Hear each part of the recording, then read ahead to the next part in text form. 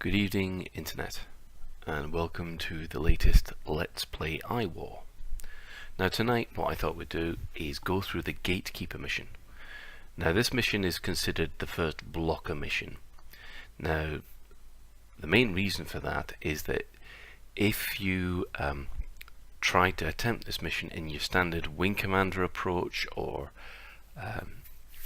space shooter approach, you would fail. You had to consider tactics, and unfortunately most people when they first played this game didn't get that, so they got as far as the Gatekeeper and just had to stop because it was just too difficult. Now there was a couple of reasons for that. Maybe the explanation of how to get past it wasn't clear enough, but the upshot of it was that because of this particular mission, a lot of people gave up on this game. So what I'm going to do is I'm going to show you how you should approach the Gatekeeper mission and hopefully get past it first time. If not, well, just because to show how difficult this game can be.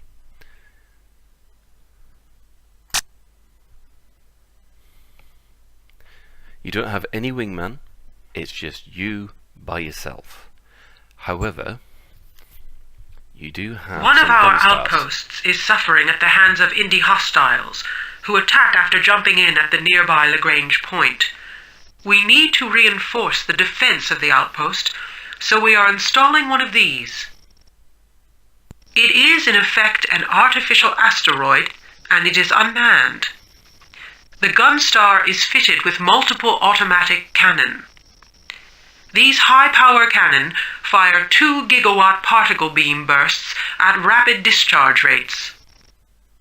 We use Gunstars to surround a Lagrange point. The firepower is great enough to take out any unwanted incoming ships. Frankly, they are a much more cost-effective way of protecting a Lagrange point than keeping a ship on permanent patrol.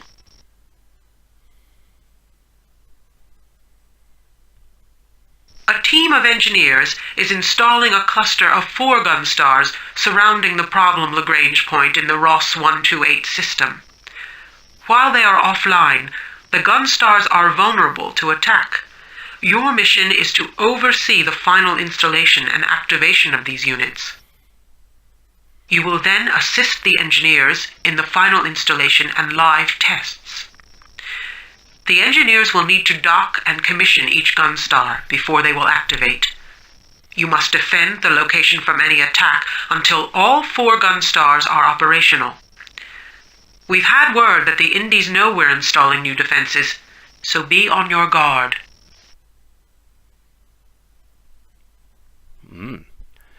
Sounds simple enough.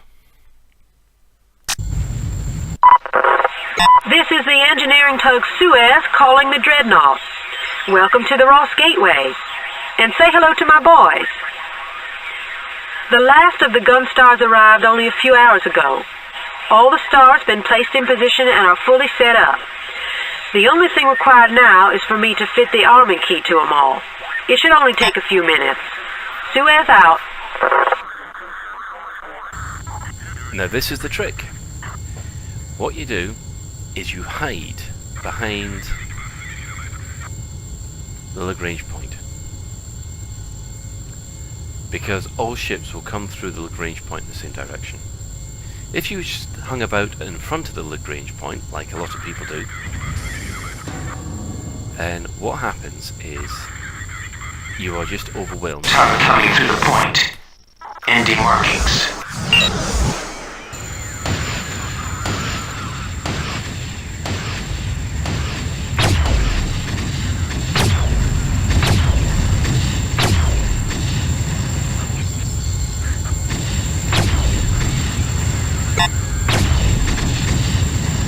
Boom. Nice and easy, that one. This is the Suez. We're moving on to the second Gunstar. Now the good news at this point is that every time they activate a Gunstar, you get more firepower. Now bear in mind these Gunstars, they've got 5 megawatt cannon. They've got 2 megawatt cannons. Our cannons are 5 megawatts, so our cannons do more damage, but they fire faster.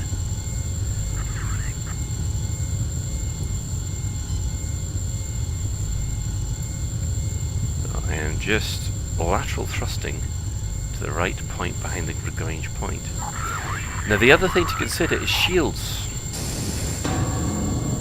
But in just a second... 2 new contacts. ND PATCOMs. This is the Suez. We're staying put until you can make things safer for us. Right, so we got one in a bad way, got rid of him. He's got no weapons left, so let's get rid of him. And we have to get in there quick as well, because he's going to start repairing.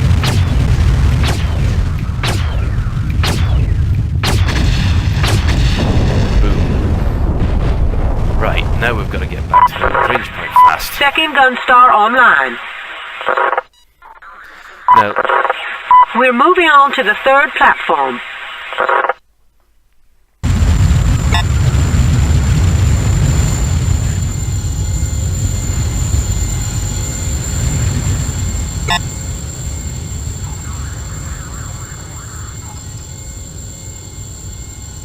as I was saying, the thing you've got to remember about this game is shields. You've got a top shield and a bottom shield, and each shield can track one individual ship, so it will block the incoming firepower from that ship. However, you get a third ship attacking you, you've got no shields, and it will hammer you mercilessly. The final thing to remember is that no shield in the world protects your tail.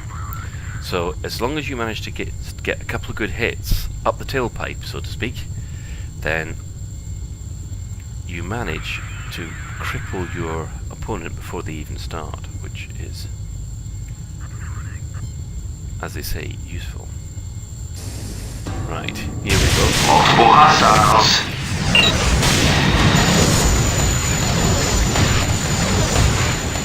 That's that. Let's flip round and start taking some out.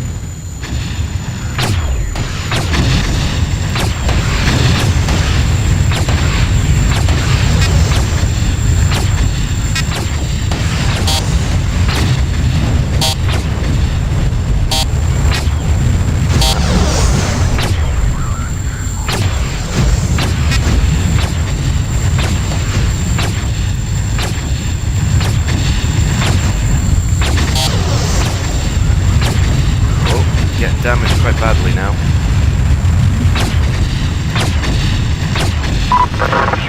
That's 3 online. 1 more to go. And he's going to still come back at us eventually. So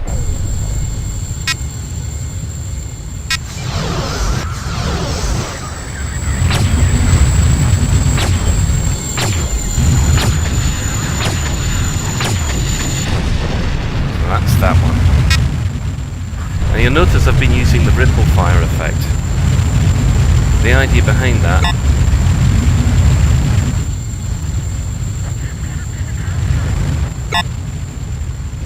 is to try and knock down as many hits on as many targets as quickly as possible. But you only use the ripple fire with missiles. The ripple fire is hit using the F key because that changes the firing mode of your selected weapon. So now we just wait for the next one. Multiple hostiles.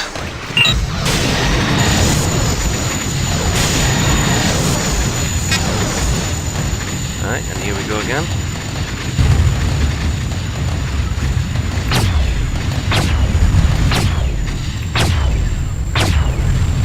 You can see that a lot of these ships are actually getting quite damaged. So you take out the damaged ones first, because you never know when they'll come back and hit you in the backside. Dreadnought, all gun stars have been armed and are now online. Thanks for your assistance. Oh. If you don't mind, we're getting the heck out of here. Suez out. And they've got a whole load of them, so...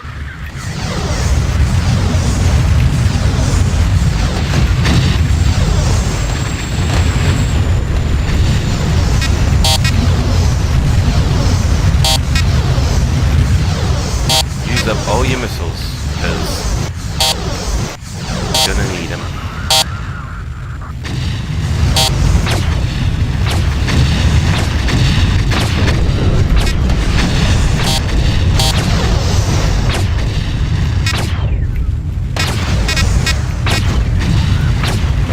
that Patcom's still got his shield, but I get behind him, start hammering up the tailpipe, and he presto. Gone. One left.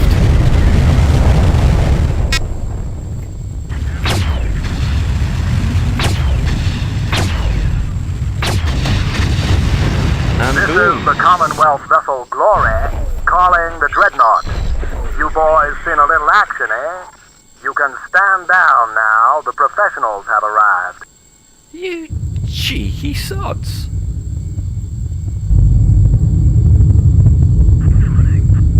Yeah, well, they don't respect you quite much to begin with. But that is how you beat the Gatekeeper. If I had just decided to just target and stay in front of the L point and catch them when they came through, when you get 3 or 4 ships coming through at the same time, they just massacre you. Your shields are overwhelmed too quickly, and that's the end of you. The main reason for this mission was to underline the importance of situational awareness and using the environment to your advantage. Well, that's it for tonight. Thank you very much. Good night. It was the first time I encountered the Indies in serious numbers, and I came out of it pretty well. But anyone could see that the war was hotting up.